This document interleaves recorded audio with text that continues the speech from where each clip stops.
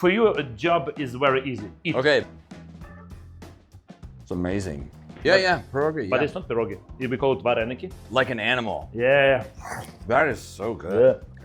Чіберек. So you can take the sour cream. Yeah, whoa, again. So more sour cream, eat it with the борщ. Чи ви бачили цю реакцію? Він сказав, я його знаю. Very tasty cigar.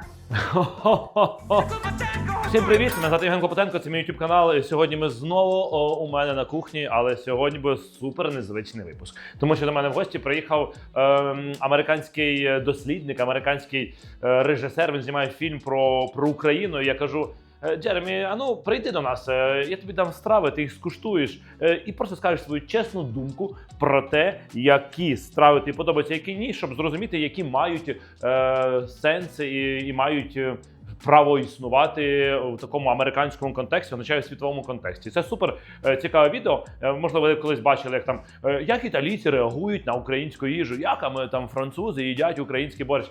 Це буде трішки не так, ми будемо говорити про якісь деталі, чому саме це важливо, чому ні. Це буде прям таке, знаєте, справжнє відео. Джеремі зараз стоїть збоку, він не знає, що це буде за страви, але в цьому твій весь секрет. Джеремі, come here. I am here. So nice to have you here. Yeah, it's good Ukraine. to be here. What is your feeling to be in Ukraine during the war? It's a first question. It's actually surprisingly pleasant. Really? Yeah.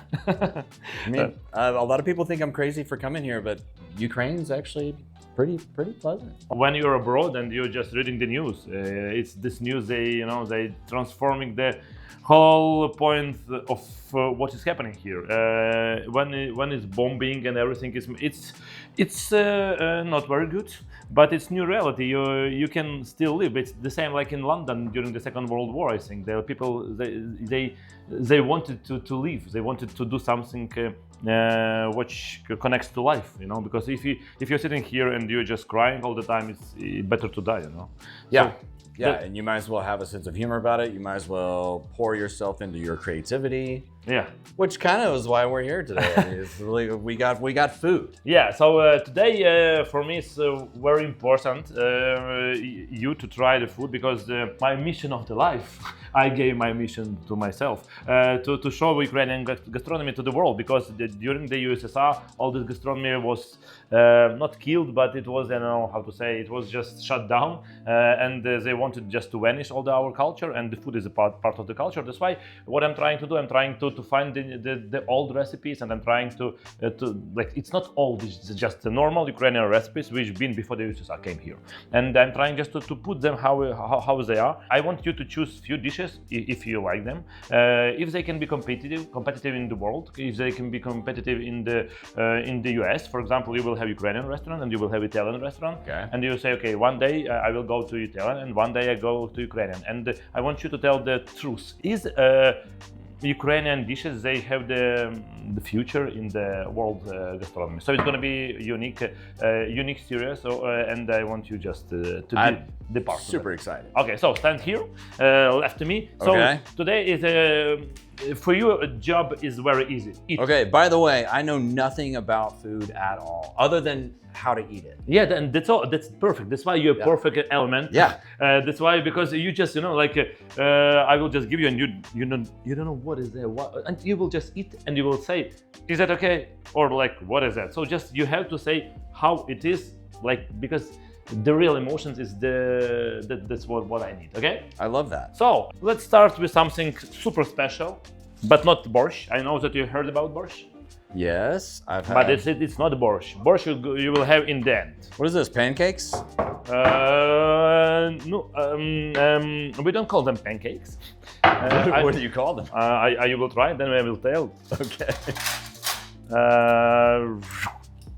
Please, you have to put like to have a bite and to put in a sour cream. Okay. Yeah. And that's all. And just tell what. I think I can manage that. I'm sure. It's not the hardest point of your life. It's amazing. It's sweet, sour. But what is it? What is it? Yeah. I want just you to tell what is it. What is it? You're asking me what? Yeah. What you feel? What's your feeling? Have you tried something? Can you compare with something you have tried before? Maybe something more or less someday in past? No, I don't know what to compare this. It does taste familiar, but so it's sweet, but it's not too sweet. I wouldn't even call this a dessert. Yeah, it's not dessert. It's not. Honestly, it's almost like sweet cornbread in America. Okay, sweet corn, okay. But this isn't corn based though. I know. But Dude, I don't know. This is strange, but it's so good. So we call it sirnики. Okay. So it means sir, it means cheese. We have cottage cheese.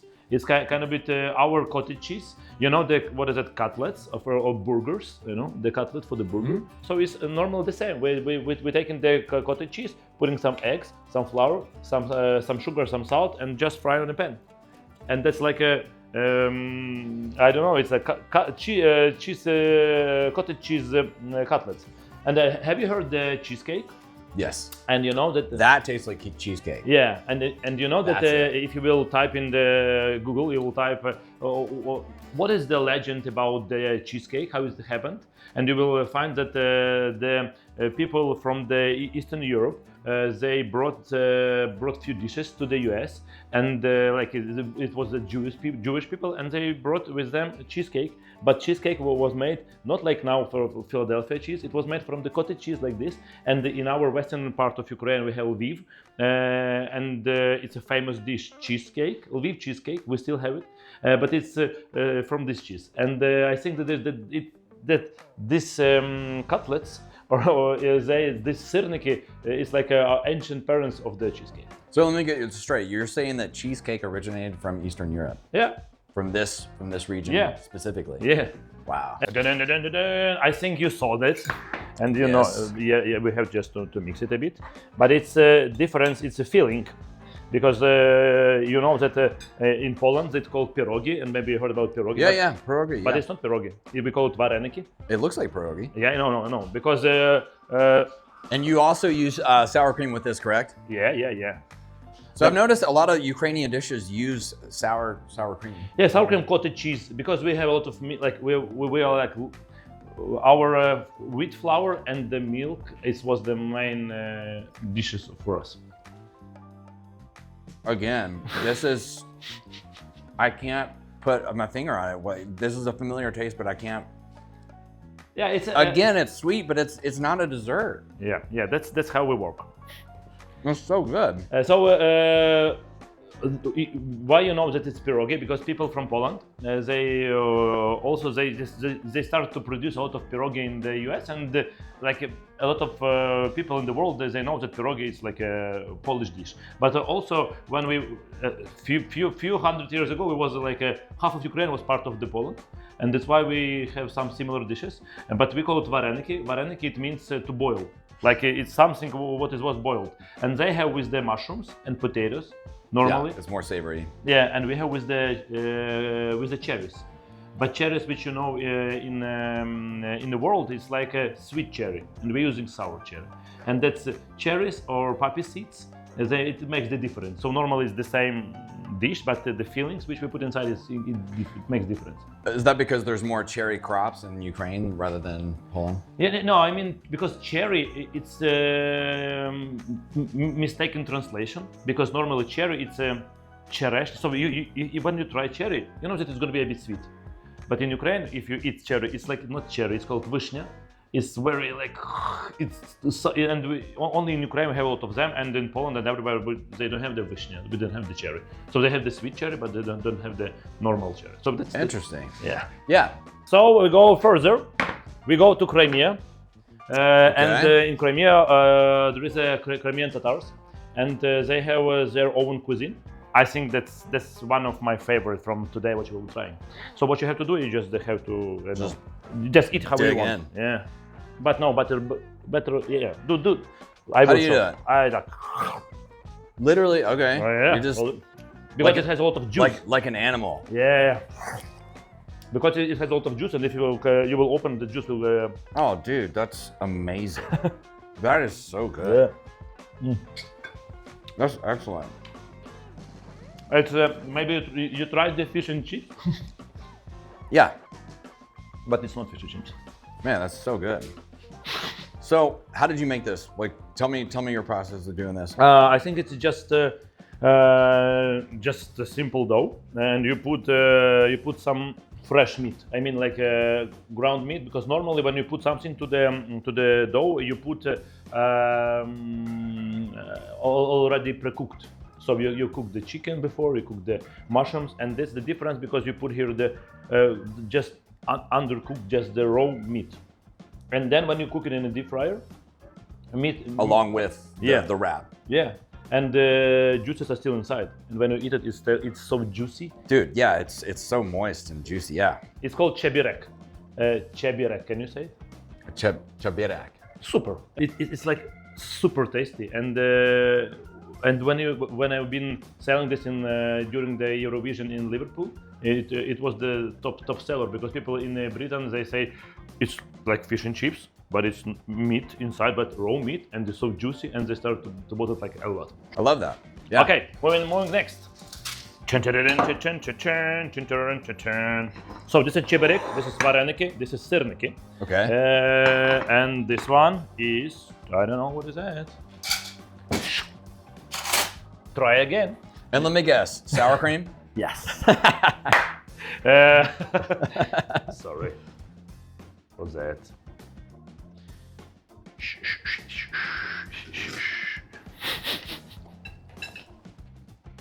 Cabbage. Cabbage.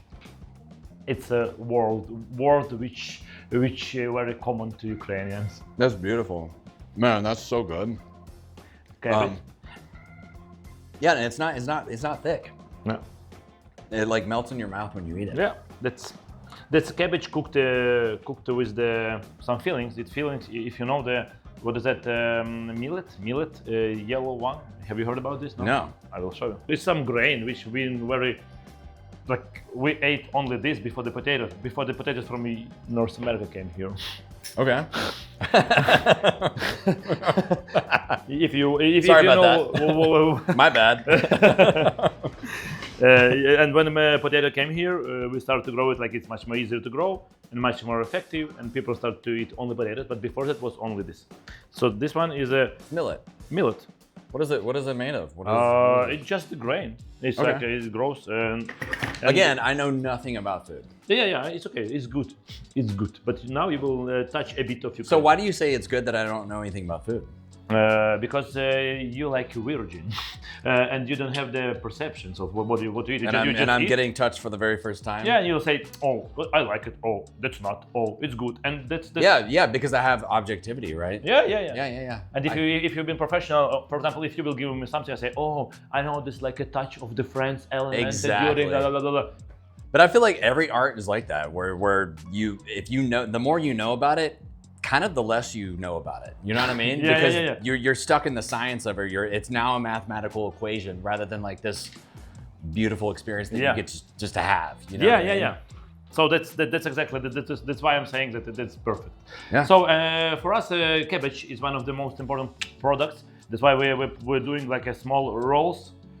Cabbage rolls normally with the millet or with the potatoes, and we put it over with the rice, and we just cook in some pot, and then again a touch of sour cream, and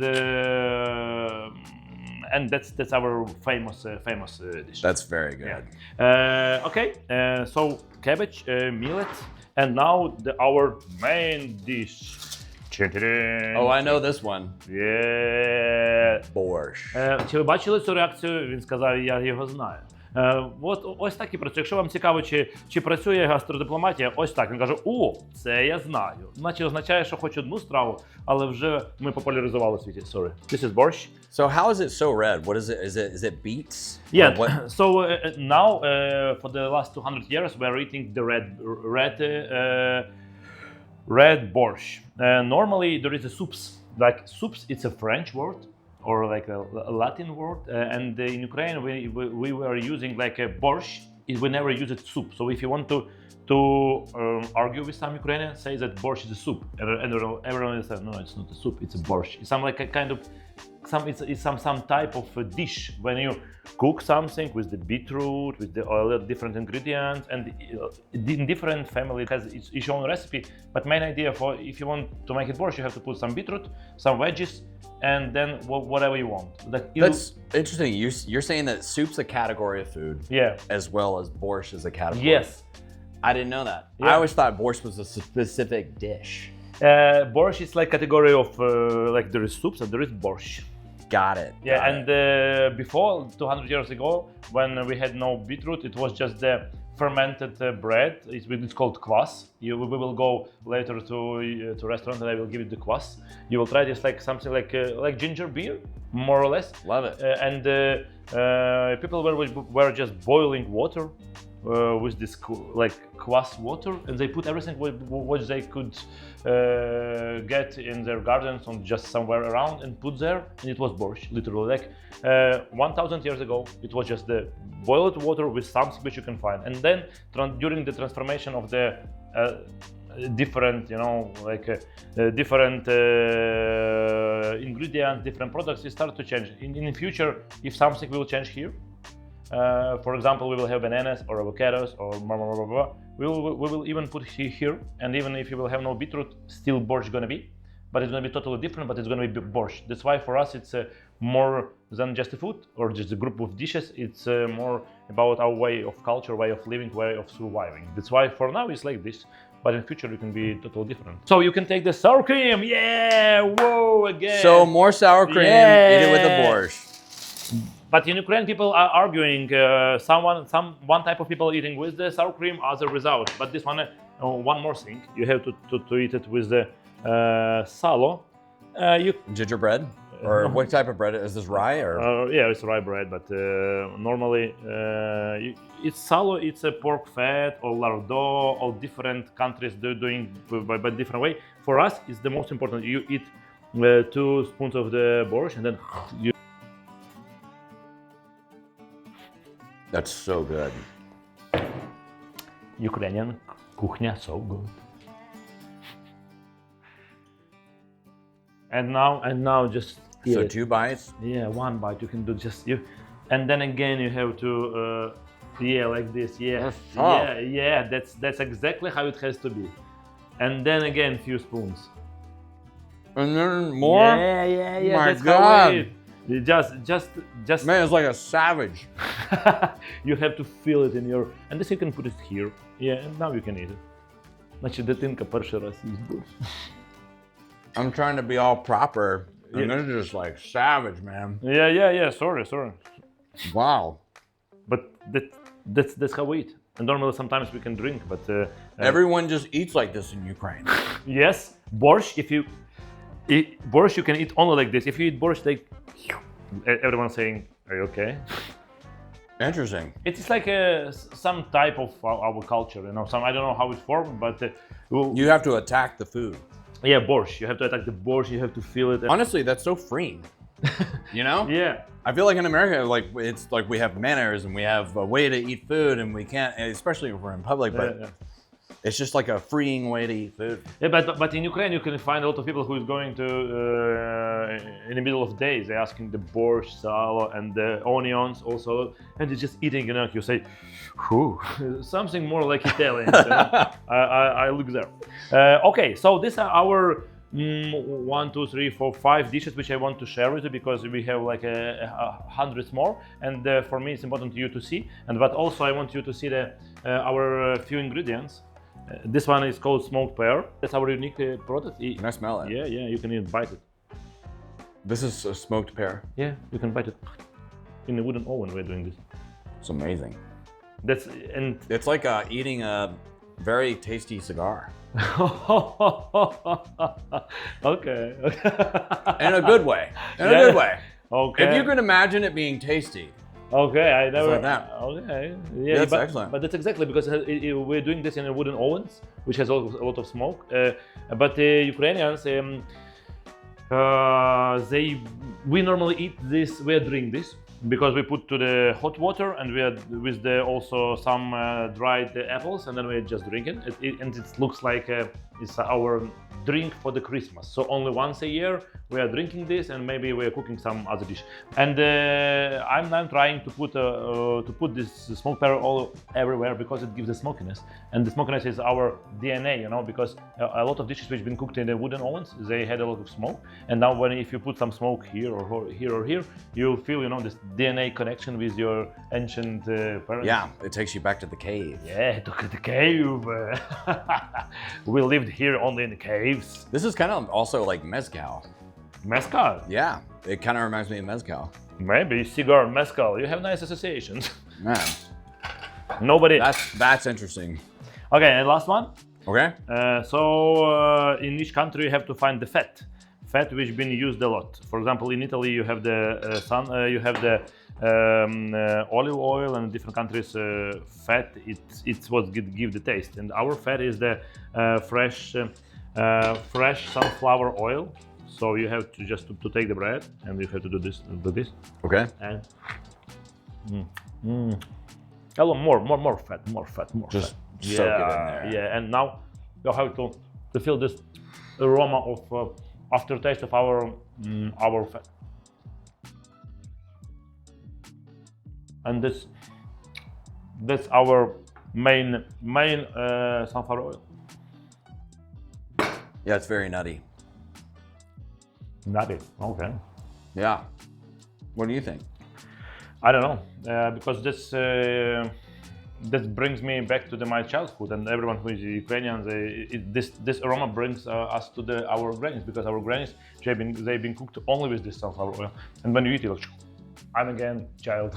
So I don't know. I cannot discover the taste, because for me it's a lot of connections in the brain. So you can easily say, oh, it's a cigar, and I say cigar, but it's truth. But I don't know.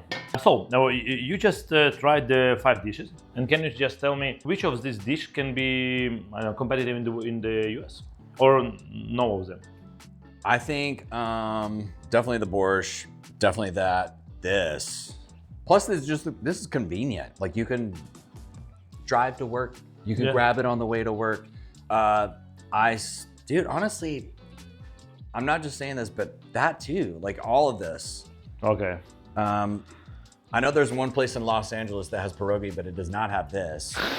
Okay. Yeah. So it's okay. So I honestly, think this is all. I think this one you like because it's something unique and special. And I think that in US now it's a modern thing to eat out of protein, and this one is a cottage cheese has a lot of protein, and I think it can be very, very super healthy and stuff. Yeah, we love our protein. Yeah, well, and last one. Sorry, I forgot about this.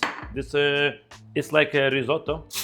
This is very interesting. Yeah, but you have just you have to mix it a bit. Oh, just and we took this millet.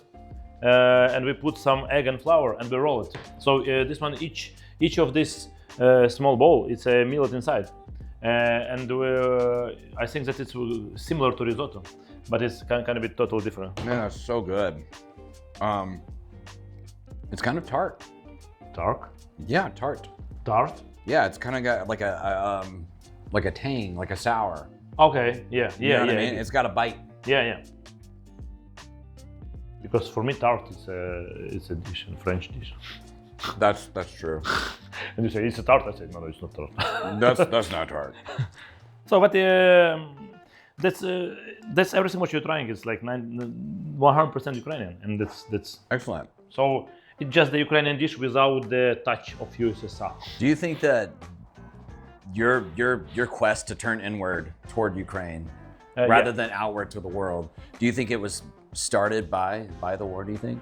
Yeah, definitely, because all the time I liked Ukraine, but I've been speaking Russian. I've been listening to the Russian music. I've been spoiled like millions of Ukrainians now. I've been spoiled by the Russian culture. It's not culture. It's like just some false magic, like like when you play some game and you just I'm Ukrainian. But now you have to speak Russian and you have to listen Russian music because Russian music is good. Yes, Russian music is good, but I'm Ukrainian. You're not Ukrainian. Ukraine doesn't exist. You're part of Russia. You say, no. That's exactly what was happening. But in 2014, it's like everything stopped. And you say, why are you speaking Russian? What music? Why I'm doing this? Why? And that was the moment for a lot of people. And now you can find not I'm like a person who is doing something with the food, but you can find the same elements with the designers, with the clothes, with the producers of like music, the music producers. You can find a lot of things. And for the last even 5 years, for the last 4 years, we stopped the Russian music here. I think that every day, every week now, Ukrainian musicians, they create 400 compositions every week. So before that, nobody heard about Ukrainian music. So it's like a renaissance of Ukrainian culture, and we are fighting back for our culture. It's war for our culture. Yeah. От ви побачили те, що побачили. Людина просто прийшла без ніяких там очікувань. Про борщ відреагувала, сирники сказала точно, чібереки точно в світі. Це якраз моя теорія, про яку я давно думав, і чи вона спрацює чи ні. Я думаю, качана каша ще важкувато, якщо чесно зрозуміти. Не будемо поки багато качаної каші. Голубці теж ще не до кінця зрозумілі, але сирники, чібереки, борщ – це те, що прям точно ми можемо давати світу, і люди будуть в шоці. Тому наша культура величезна, наша їжа величезна, і Джеремі ось просто людина написала, просто людина приїхала, скуштувала, і просто вона в шоці. І це ж вона не була в ресторані моєму. Але я зараз після відео поведу в ресторан і побачимо ще один шок. Коли він буде їсти бджіл, побачимо, що він скаже. Ну, а поки що про це ми йому не розкажемо, і перекладати я це не буду на англійську мову. Тому ось такий випуск, він справжній, такий як був, такий, як я люблю. Тому дякую всім, тисніть коментарі, переходьте на канал Джеремі, він там багато говорить про Україну і про різні прикольні штуки. Ну і все, і давайте любити свою культуру і свою їжу, і про неї кричати на весь світ, бо це залог нашого успіху в майбутньому. Дякую. Це смачно!